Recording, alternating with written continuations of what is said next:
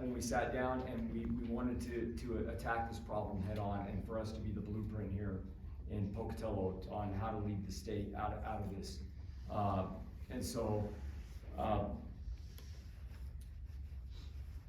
Rex, I'll kick it over to you on some of the things that we've worked on and where we're headed to in the future with this. Well, I think that you all have heard that it's not a simple problem, and it's not a simple fix. But I think what we're talking about in terms of influencing the decisions that children make is really starting at a young age to talk about these issues. But it's also, where do we get more mental health providers? Where do we have peer-to-peer counseling and support from people that have been through these issues? And Dr. Reagan and I were talking about this beforehand, that people that have been dealing with addiction and dealing with opioid use disorder, supporting other people is an important peer-to-peer kind of treatment add-on. And we need to be thinking about this as the multifactorial problem that it is. And as the sheriff said, you can't incarcerate your way out of this, right? It's not that simple. Where do we have drug courts that are supporting this? Where are we intervening in jail or in the prison? Where are we handing off the treatment from an inpatient kind of setting or jail to the community to be able to continue to support these folks? Where are we training more healthcare providers to be able to do this? And the university is working on this as much as we can. You heard Dr. Snell talk about the psychiatry residency that we're working on with the University of Utah to bring more psychiatrists to Southeast Idaho. But we're also training more psychologists and more counselors and other folks that help to combat this issue. But it really does require the entire community working together in as coordinated a way as possible, because it's just a very, very complicated issue, and we have to keep talking about it. And we have to keep removing the stigma, as Dr. Reagan talked about, regarding these issues. Because, as we said at the beginning, this problem does not discriminate. And I think most of us in this room probably know somebody that has been touched by opioid abuse. I know that I have, and our family has. And I know that this is common enough that it affects everyone, and it requires everyone working together to try to find a solution. So you brought up the alternative courts. Dr. Reagan, would you like to talk about what some of those alternative courts are? And then maybe Sheriff Manu, if you could, also talk about some of the things that you may miss. Or what I've noticed from my own personal experience, the folks that I take care of, those patients I see who are engaged in wood court or mental health court or some other version of a prescribed kind of accountability plan, tend to do better for the most part than those folks who are not involved in wood court. And from my perspective, in terms of individual health and family health and community health, it would be so preferable to have people not be incarcerated, but have them engaged in a wood court or mental health court, and with counseling and with medication treatment and so forth. Keep folks in their communities, keep them in their families, help keep them employed. The folks in law enforcement here can speak better than I can to the horrible costs just monetarily on the taxpayer of keeping people locked up, and for folks who have substance use disorder and or mental health disorders, there's just a much better way to help those folks. I would agree, Doctor, that if there's one thing, I'll bring the pandemic back up again. And it's okay. It's okay. Horrible time in the pandemic, especially when we're talking about an incarceration setting, and you've got people that are in a congregate setting, and we're talking about a pandemic. Well, bad situation, but if there's one good thing that came out of that was our ability to filter who really truly belong in jail. that was probably one of the best things that I came away with, was actually looking at our inmate population, looking at the charges, because we had to get that population down. You know, from all the research we knew that, you know, it was so brand new, when that first came out, March of 20, I believe it was, people were afraid. And we had a big congregate setting in our jail, and that was like 300 plus people. Well, we had to figure out a way to get that population down, because it was one of those things, if you got one infected, that place was gonna just explode with infections, and we had no place to get them segregated, because we were full. So what we truly learned was, okay, let's go through this list and figure out who really needs to be in this jail. And guess what? We found out that there was a good population of inmates in there. We could have done alternate incarceration uses, which were the users, the minor offense inmates that were not a real threat to society, maybe more so a threat to themselves. So we were able to filter that. And I believe we went down to 60 inmates that were released at that time, which gave us a big of a reprieve, because we were short manpower. We had deputies that were scared of, you're interacting with a congregate population, and you're just waiting for that one person to test positive, and everybody's gonna freak out. So, to carry on that type of filtering now, when that pandemic scare is not there, and I brought this up in a meeting just today with all the judges, we gotta continue this. Figure out who truly is a threat to society, and that's what we need that jail for, not for people that need treatment. So, on the Fort Hall perspective, I know there's several treatment options out there. Could you kind of talk a little bit about what you have out there with some options? So yeah, I mean, Fort Hall, so we have, Four Directions, which is it's a voluntary inpatient treatment facility. Anybody can walk into, it's, a trial member obviously, and say, I have a problem, I need help. And that also extends like a lot of different ways. We have safeguards in place for employees as part of the procedures and policies manual, that if somebody discloses that they have a problem, disciplinary action can't be taken against them. They're free to go pursue their treatment, and then they can come back to their career afterward, assuming nothing else has gone on. There are other options. We're really good. We have a good drug court system. Lieutenant Johnson, unfortunately, he can't be here to speak on this, but our drug court's actually looking at about a 50% success rate of people that they accept into their drug court that actually get cleaned up and move on to have healthy, productive lives. There are people that, as a result of that, when I started 5 years ago, never would have imagined that they would get their act clean. I'm sure if I brought up the name to Sheriff Manu or Chief Shy, they'd be surprised that these particular individuals were able to get out of the life they were living.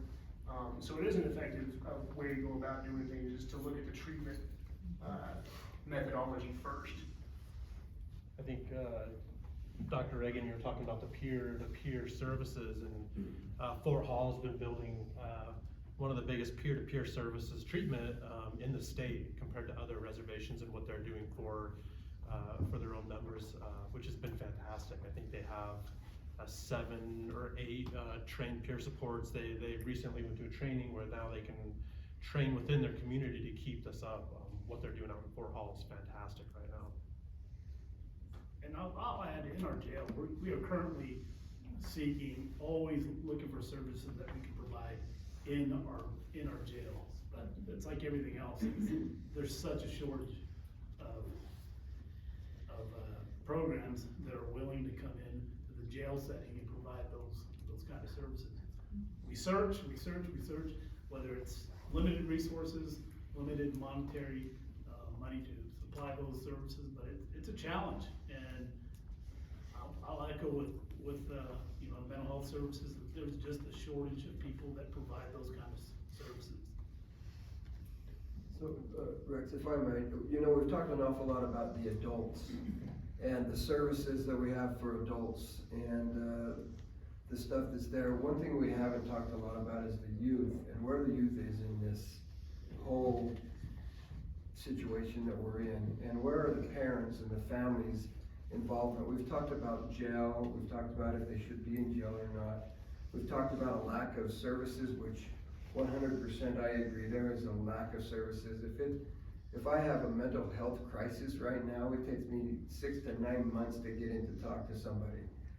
Doesn't make any sense to me to say, all right, you got a mental health crisis, hold on for 6 months, 9 months. It doesn't work that way.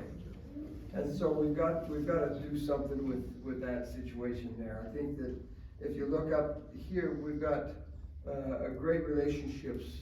It was mentioned relationships here. We've got Fort Hall, we've got PMC, we've got the Crisis Center, we've got Bannock County, we've got Chubbuck, we've got Idaho State University, we've got the Southeast Idaho Health District. We've got everybody we can think of that have ideas here. The one thing that we're missing is we don't have parents talking to kids. And we need parents to talk to kids. We need you out there visiting, and if it's not parents, we need grandparents talking to kids. We need those relationships that are already built. We need your help to get ahead of this crisis that we're there. Kids are already talking about it. As I look out, in the audience that we have right now, obviously I can't see what's on Facebook, but we have a few younger generation, I would say, that they're probably thinking, well, we've heard all this already. We're already on top of this. My parents are afraid to talk to me about it. My parents are afraid to talk when it's mental health, when it's drug abuse. We're afraid to know if that's what's happening in our families. Well, the problem is when we find out that it's happening because of an overdose, then we don't get that back. And I can't think of anything worse as a parent to not be able to get that back. Nothing in the world is worse than that. It shouldn't be that way. So, as the mayor of Pocatello, and for all of Idaho, or Southeast Idaho, or wherever, whoever's watching this, I would beg you to start talking to your kids. And sit down with them. Don't be afraid of that. Sometimes we're afraid to find out what's really happening out there. Find out. It doesn't matter if they're in high school, if they're in middle school, if they're in elementary school, start talking. We need to have those relationships so that the kids know, our youth in our communities know that we're interested in what's going on in their lives. And they need to know that we really truly are there to help. It's hard as a parent to sit down and talk with your kids and find out that there's something going on that you don't approve of, because you just want to fix it. Or if your kids come to you and say, hey, we've got this problem, I've got an issue, I've got anxiety. We as parents want to fix it. Sometimes they just need to talk. Let them talk and then help after they're done talking. Don't try to fix it immediately. Work with them to make that happen. It's a scary situation for me. My own family member, one of my very best friends, a cousin of mine ran into this very situation. Parents are afraid to talk to him. It may have helped had they started when it first happened. If they would have known what was happening. I may still have my cousin here, but I don't, because that didn't happen. Sometimes when somebody has a mental illness of some sort, we run and hide, we scatter. If you break your leg, everybody wants to bring you a casserole and help you out that way. But if they hear that you broke your head or you have a broken head, they scatter and they don't know what to do and act. We need to change that mentality. We really, truly need to be in the front runners of that and of what's happening in our community. Our kids, high school students this is a great PowerPoint presentation. Within a week and a half, they had this put together. Because it's there. They're dealing with it every day. If we think they are or not, they are. Let's stop pretending like they are.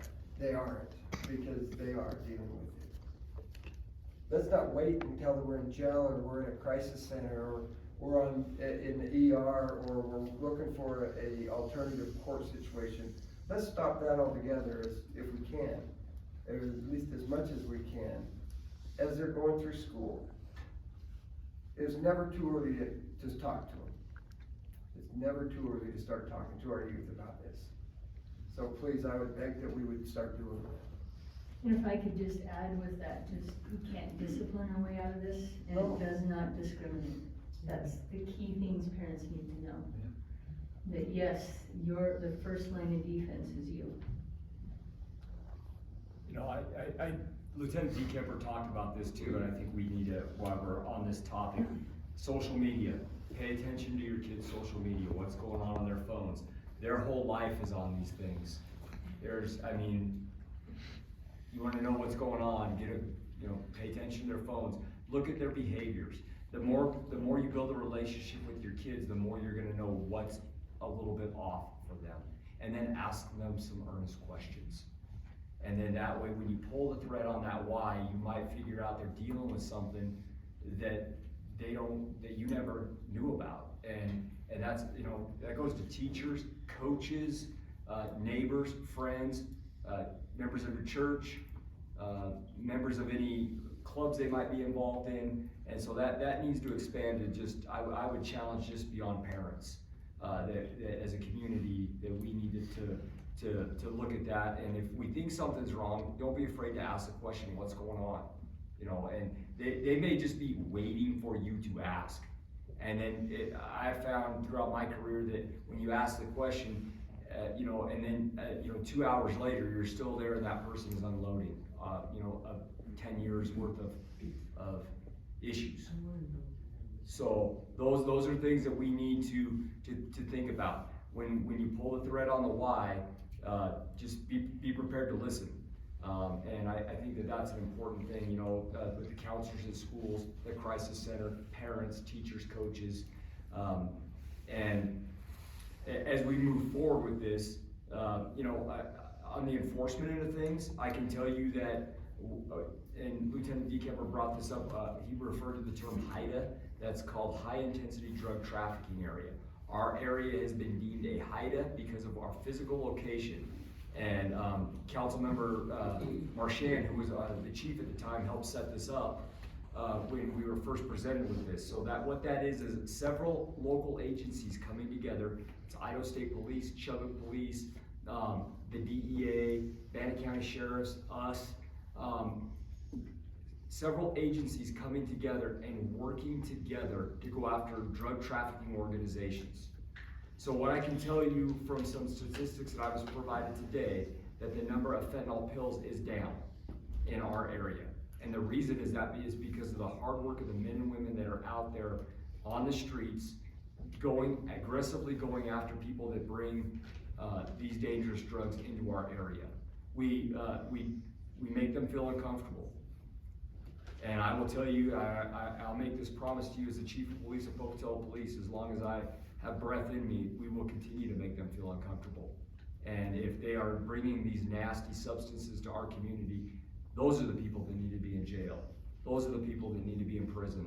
And I will put resources and manpower, and I will continue to work with great people like Chief Giverson, Sheriff Manu, Chief Teton, Chief O'Hearn, together, Captains Weigert out of the state, together, and combine our resources, combine our intelligence to continue to go after these organizations that want to bring these nasty substances to our community. And with that, Maggie, I saw you writing some notes down. I don't know if you had anything to add as you were writing some notes down, so I didn't want to miss that. Well, thanks, Chief Shai. They were mostly for myself, but I do want to share, just following up on the call to action for parents and community members. There is training available if you're not comfortable having these kinds of conversations with your kids or kids that you're connected to. It's called Mental Health First Aid for Youth, and that's something that's available typically about every other month or on a quarterly basis, depending on the number of people that are wanting to take it. And it just gives you some basic skills to be able to recognize what some of the red flags or warning signs are, and then gives people some strategies to have those difficult conversations, because like they said, it's, as hard as it sometimes feels to have those conversations, it's much, much harder to deal with a loss because maybe those conversations weren't had. So that's available, and there's information on our website about that, or you can also just Google it, mental health first aid in southeastern Idaho, and find out where you can enroll in that type of class. That's just one example of resources that are available. And all our school counselors have that information and other resources available too, so don't be afraid to reach out. And there's also mental health first aid for adults as well, to recognize changes in behaviors in your neighbors or your family members or friends, coworkers. And yeah, the training is, how do you ask the question when you notice something's off, whether that's a mental health disorder, challenge, or substance use disorder. And there's QPR trainings, which is how to ask the question if you're noticing signs of suicide as well. And there's again, a ton of free trainings. I'm certified in all of these trainings, and so I do these all the time. So if you have a group of 10 people, I'll do the training. So it's free, it's in our community all the time. But a lot of the times we struggle to get people to come to the training. So if you wanna know these things, if you wanna know how to ask the question, how to sit with somebody when they do say yes, these trainings are absolutely fantastic. Can I just say, yeah, and I don't know, I have a feeling, but if somebody's watching, or somebody in this room is feeling anxious and feeling like they've got some things that they would like to talk to, please reach out. Reach out to somebody so that you can get that help that you need. There are resources available, and they're stretched thin, but everybody out there that has become a professional in this, they want to help and they want to make it better for people. So if you're having that feeling and you're concerned, please reach out and get that help that you need. I think it's important for our community to know too that we have a mayor that supports what our efforts are and what our mission is and what the HIDA mission is, as well as Mayor England and the county commissioners, Doug Howell over at School District 25, President Kevin Satterley at Idaho State University, as well as Governor Little, who saw this problem and started this task force, and then this is a direct result of that. So we have some local leaders and our state leaders that recognize that. And I think that that's important to recognize, to know that the community has that support of our city council and the commissioners of our area. We have a couple of questions. So this one, why would people want to lace drugs with fentanyl, and how does that benefit the dealer? I guess, Lieutenant DeKemper, I'll kick that one to you. In short, it's a marketing ploy. Drug dealers lace marijuana or another drug with fentanyl to get users addicted and need or seek fentanyl. We've had cases like that here. We've had a case, I'm gonna go just a little bit further when we talk about marketing and how, I don't want to give them the credit and say they're savvy, but the cartel and the drug dealers that come to our area, we had an instance where they hid a large quantity of counterfeit pills in our area and then effectively did a treasure hunt on Snapchat for drug users. If you found it, it was yours to keep, and basically your startup. So the lacing of other drugs with fentanyl is part of that marketing scheme. One thing we saw at the crisis center initially when fentanyl came to the community, everybody that was using, we've heard of the big concern, right? If I'm smoking marijuana, it may be laced, and there's a lot of fear. But what we've seen in the last 6 months to 8 months is now fentanyl is the drug of choice. Now they're seeking fentanyl, like the hive with normal pills and things just isn't working. And so it is, it's a strategy to get a more powerful drug, to get the high higher, and to seek what the next powerful thing is. And so that's what's been really scary at the center is I'm afraid of it, 6 months later, now I'm seeking it on a daily basis. Do any of the other law enforcement or medical professionals have any other input on that question? Why would people want to lace drugs with fentanyl, and how does that benefit the dealer? Most of the folks that I see are, they tell me that they're afraid of fentanyl. I will occasionally have somebody who will tell me that they are seeking out fentanyl because they want to get as close to that edge as they can without going over. I think that a certain population of folks who use drugs, they have a much higher risk threshold than maybe you or I do, and it just takes a lot more to get them to sort of feel alive. Sorry, and feel, Brian. You know I love you. feel excited. So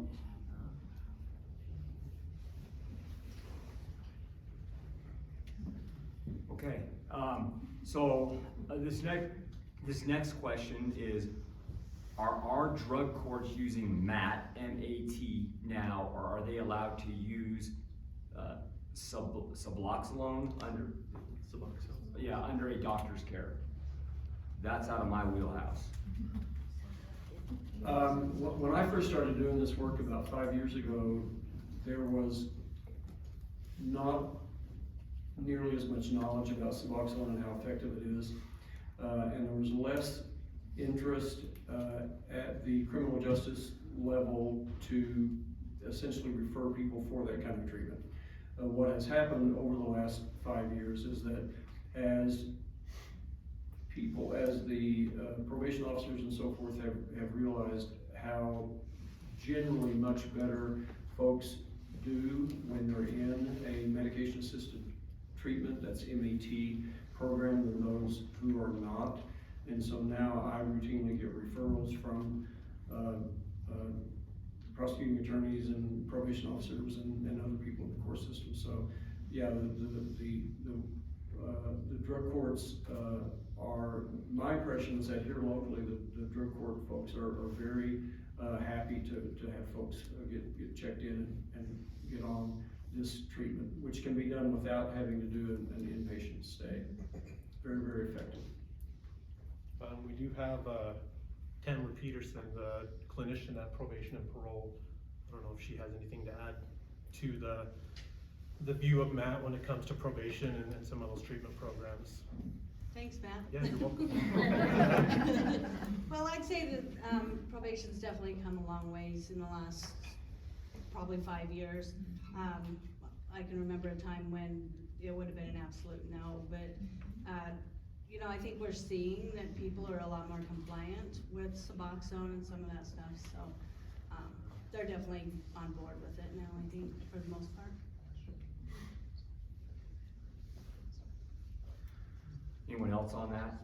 So I think there's some good resources out there, so hopefully that answers that question. I think if not, then, yeah. One other comment, as time goes by, there are more and more folks, clinicians in the community who are actually are prescribing Suboxone, so it's much more widely available than it was previously. And so I would say, maybe I'm biased, but I think everybody needs a family doctor, and the place to start with, if you or a family member is needing help with opioid addiction in particular, then the place to start is with your family doctor. And there are even, so like NA or AA groups, there are actual support groups for individuals specifically on MAT to talk about the treatment and how it's working and how there are struggles. So even with this amazing treatment, there's also the support within that community to help each other, which is fantastic. I'm on Suboxone. So, And, so I was a heroin addict until I was 14 years old.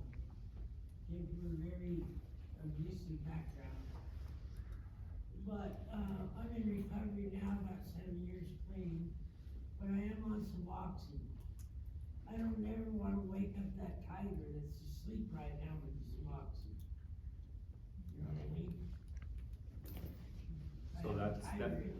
that's a testament to that, and that, those other options that are out there.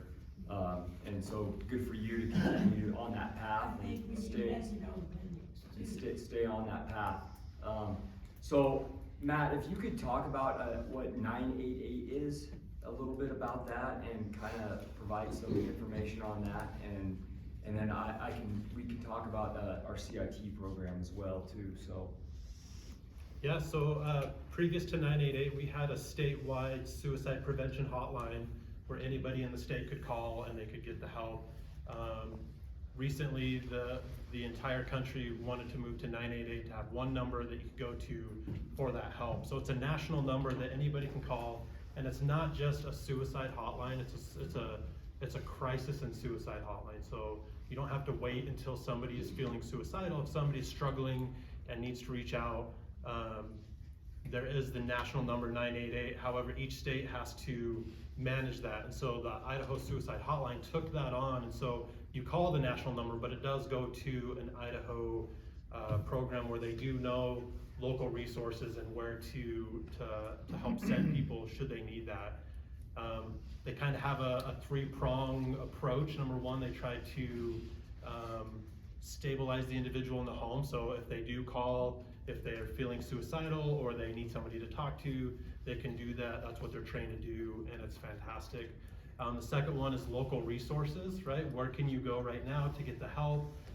If it's not a big emergency, if it's not a hospital visit or some of these things, where can we go?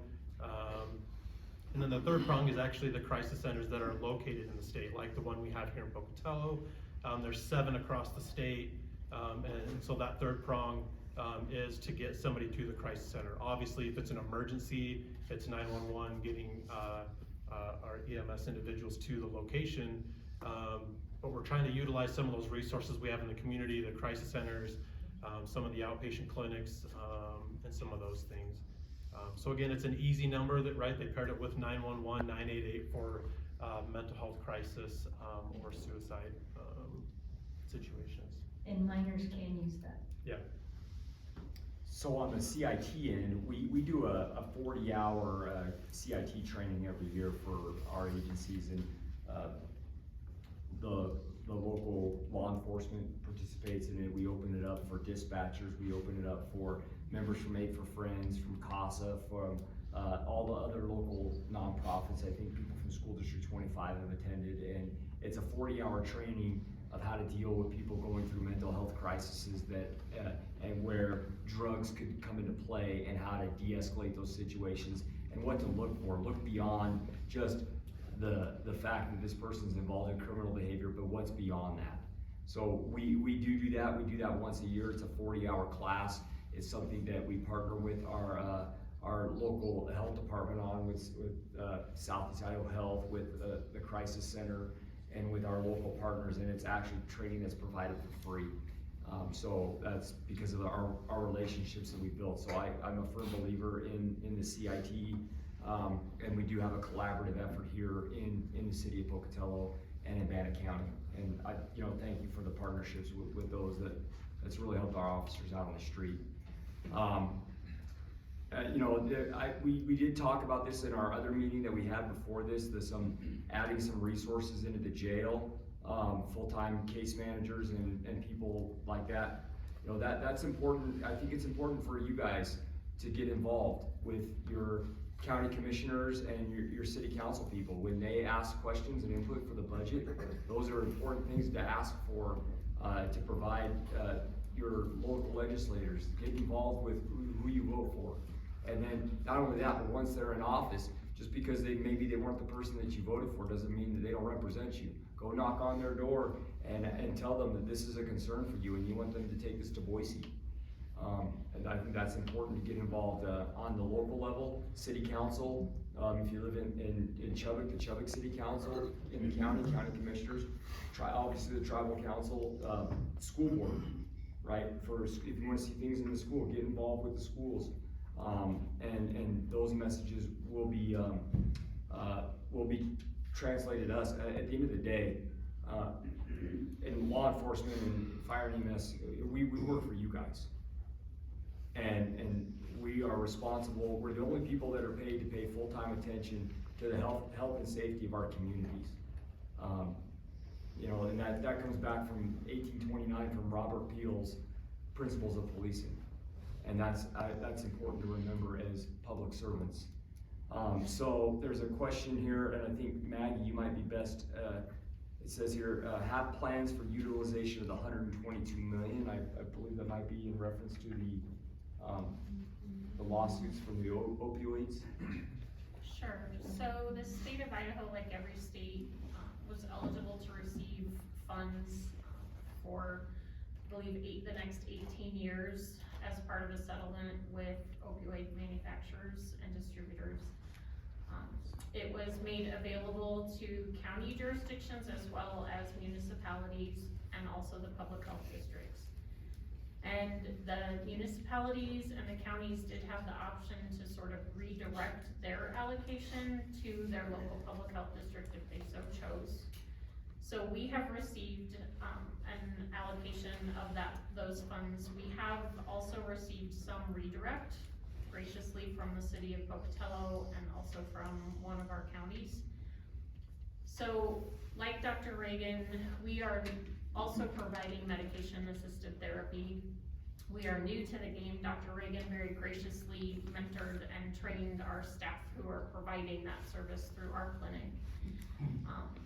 And it's really important, I believe, because we, like Health West, we are not just located here in Pocatello. We have offices in all 8 of our counties.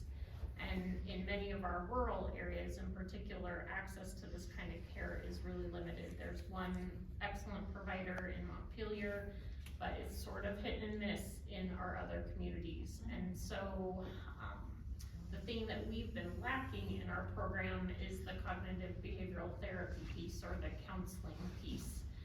And so we are utilizing those funds to bring a counselor on board to be able to provide that piece as well as other behavioral health counseling, because what we're seeing in our client population is a very high level of things like depression and anxiety, and we haven't historically been able to effectively address that because our providers just aren't been trained in that. We're also using funding to help cover the cost of the medications, like buprenorphine, Suboxone, for our patients. And then the remainder of the funds are going towards prevention efforts. So building on things that we've already been doing, things like offering parenting classes and promoting those messages of wellness and being the parent and having those conversations, and bringing community stakeholders together to help try and identify what are the things that are gonna work in our communities. Because every community is different, and each community is sort of at a different level of readiness for how they wanna approach this problem. So that's primarily, there's a list of that's about 4 pages long of activities or strategies that those funds may be used for, but they are primarily tailored or grounded in primary prevention and then treatment. Thank you. Ryan, I saw you writing something down. Did you have anything to add, or? Okay. So there's a comment on here about changing some of the Idaho codes. You know, that's where getting involved with your state senators and your legislators are very important. You know, we can try to influence them through our organizations, through the Idaho Sheriff's Association, through Idaho Chiefs of Police, and through the AIC program. But at the end of the day, it's the state legislators and the senators that have to pass those Idaho codes. So that's why it's important to get involved, be educated about who you vote for. Don't care who you vote for, get out and vote, but be educated about that. And then whoever gets into office, be the fly, you know, be the fly in the ointment on them, and just keep knocking on the door and, you know, get your point to them. Be involved. If I might just Absolutely. cut in there, when it comes to Idaho code, your legislators are the ones that are gonna listen to you, and they're going to make the difference. I, as the mayor, will go over and I'll, present things to them, during the legislative session. I'll argue, for and opposed different, bills and codes that might be coming up, the chief, ISU, Portneuf, may have somebody there, but at the end of the day, that's our job, and they know that. They're like, well, that's the, it's just the mayor, and that's his job, it's the police chief, that's his job. The reality is they're gonna listen to you. And so I would get their emails and I would email them. I wouldn't be afraid to get in a car if you're that passionate about it. Go to Boise when the statute or the law is being argued or considered, and sign up and speak to them as a citizen, because that's who they're really gonna listen to before they'll listen to us. They'll hear us, but if you really wanna be heard, and it's you there, they'll listen to you before they'll listen to myself. I can assure you of that. So there's, I was talking about these statistics here, and there was a comment about here about the war on drugs in Pocatello. And so I can tell you that 2018, 0 pills seized. 2019, 195 pills. 2020, 18,900. 2021, 23,423. To date, in Pocatello, 2022, 8,487. That's a dramatic decrease in pills that are being moved into our city. But what we are seeing is our arrests are going up. So what that's telling me is that we are displacing those drug trafficking organizations when they come into our town. We're seeing seizures of firearms up. And that's because of the work, the collaborative work of the Haida district, and that's a success. So what it's going to take is what do you do to fix the problem? What's our dream scenario? I don't know, Tanya, what would be your dream scenario at School District 25 in reference to dangerous drugs and fentanyl? Have none on campus. Yeah. Absolutely. Obviously, that, Ryan, from your standpoint on the EMS, is to not respond to those types of calls and be able to focus our efforts on the needs of the community. yeah, my dream scenario is not having this conversation. But, the thing is that, I think the mayor said it best about getting out there, being involved with your kids. And it takes a collaborative effort of a community to come together, and lead our way out of this problem. And I have this philosophy where I let everybody in my department make decisions. And the thing is that behind that philosophy is that everybody leads. Don't wait for us up here to give you a path. Decide what your path is. Have that mission for your family or for whoever you're responsible for, and go out and lead. And then that way, you know what, you guys can help us. And because if we fail, then you fail, but if you fail, then we fail. Together we will win. And that's what it's gonna take. It's gonna take that collaborative effort, but don't wait or be on the sidelines. Be willing to go out there, get involved in your community. Get involved with, some programs that are out there, either through SICA or Aid for Friends or CASA, or a program like that, victims treatment courts that are out there, some volunteer organizations where you can get involved in and make a difference. And participate with programs like, find out what you can do with the Crisis Center, or with Portneuf, or with some of these other organizations that are out there.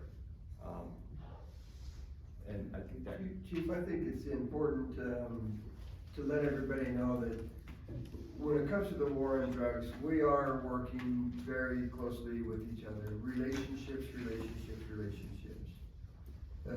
Like I pointed out earlier, you've got Fort Hall, you've got school district here, you've got Portneuf here, we've got the Crisis Center, we have Bannock County Sheriff, we've got Idaho State University, we've got Pocatello Police, Pocatello Fire, Chubbuck Police. I know that we are working with agencies up and down the I-15 corridor We are working as a law enforcement group, we are working together to combat this. You don't go from 23,000 pills to 8,000 pills by yourself. And it's those relationships that we have built. It doesn't matter, criminals don't care where the city line is, or where the state line is, or the county line, or they don't care if they're in Fort Hall, or if they're in Blackfoot, or if they're in Pocatello, or Charlie. They really don't care.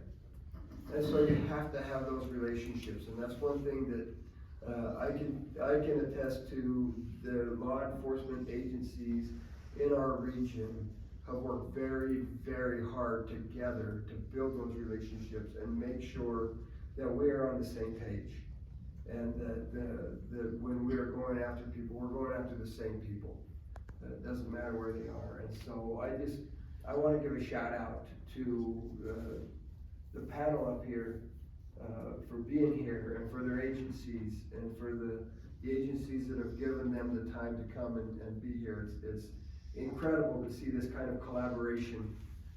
That many of you don't know in the community that this is happening on a daily basis. And I think it's important to know that is happening. And we do have those relationships. I think that the war on drugs in Southeast Idaho is going in the right direction. I am grateful that we are getting more and more drugs pulled off of the street. Unfortunately, we've got those drugs and they're going to continue to come in. But I like what the chief said, we're making people uncomfortable when they bring them into our community. And that's what we need to be doing, is keep making people uncomfortable when they're here. That's pretty much all the questions and comments that we have here. There's a few that I'll pass on to when we debrief this to the appropriate people. And if we're missing anything, I'll start with Chief O'Hearn for anything that we're missing, and just kind of work our way around. Just appreciate the opportunity to collaborate and in many aspects think outside the box, and that's a lot of what I was kind of writing down as things to follow up on, opportunities to maybe do things in the future geared more towards prevention than just some of the downstream aspects that we talked about that we traditionally focus on. Yeah, so in public health, with every problem, we try to go as far upstream from a problem as we possibly can, and it's really exciting for me to hear that perspective being expressed by so many community partners, because that's where we can make the most impact, is if we can stop the problem from happening in the first place for people. So thank you. Just once again, just a big thank you for being here tonight. I feel like we are talking to the choir. So I would ask you to get out and talk to friends, talk to people. Don't be afraid to bring this up. It's important. And a big thank you to everybody on the panel. It's amazing to see the passion that there is out there in our communities to combat this.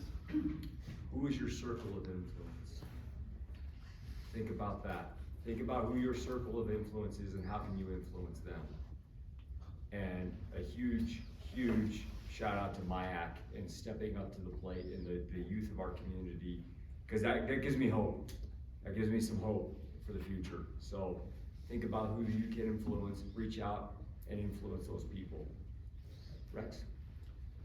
I think one thing we haven't talked about is what the societal expectation for pain management is. We can't live pain-free entirely. And I think that expectation, which has been propagated by the pharmaceutical companies to some extent, is a problem. And so that's one point that we didn't cover up until now that I think we need to realize. We almost all deal with some kind of pain in our lives. And drugs are not the answer. So that's something that I'd add. I appreciate that. My big push would be if you or a family member, loved one, friend is troubled by opiate addiction, there is help in the community, and just reach out and get that help. Man, number one, I will reiterate that collaboration with our agencies. It's been phenomenal. The HIDA group is phenomenal. They do a great job. Clint,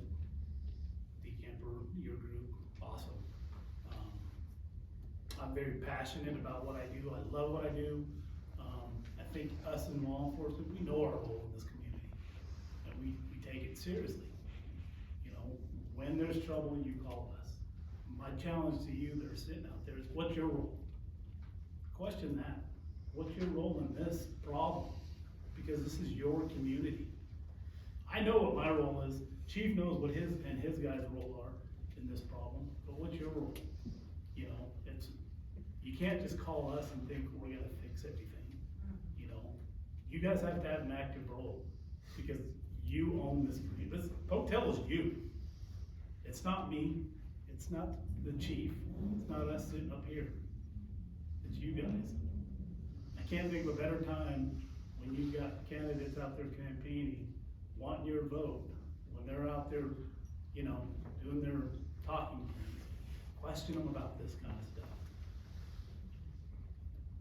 See what they say. I mean, don't be afraid to talk about these things. And I would be remiss if I didn't mention, when we talked about shortage of resources, Marty Cook was here earlier. And I just wanted to identify him because when I first started as a sheriff, I came to him about big problems we've had about mental health in our jail. And he played a big role as far as providing a lot of services with our jail and our community. But unfortunately, he's leaving that position, going to another position. So it's a big loss for us because Marty played a big role in some of the mental health issues that are going on in this community. So when we talk about services, it sucks because I hate seeing Marty leave. But he's going into another area of mental health services up at the Williamsburg. So he's in that area where he gets to work directly with patients where that's what he wants to do. So, and I would be remiss if I didn't identify him. Fortunately, he left, so. I'd like to just thank everybody for being great partners. This is unprecedented, and it's a big part of, you know, as educators, relationships is always and always will be important to us and in the forefront. But partnership with parents in the community, you know, model. Social media is such an easy place to be negative, and they're watching you. And that's kind of the root of just, you know, monitoring that social media and making sure that we're modeling being positive and being a part of the solution and not blaming and not looking for people to blame. And I think the big thing is kids will push you back. That's their job. They need you. They'll never tell you that. They'll be good at not telling you that, but they need you. And they need you more now than they ever have. Discipline and consequences won't fix it. Get to the why. Talk to your kids. And listen. And ask questions until they're annoyed.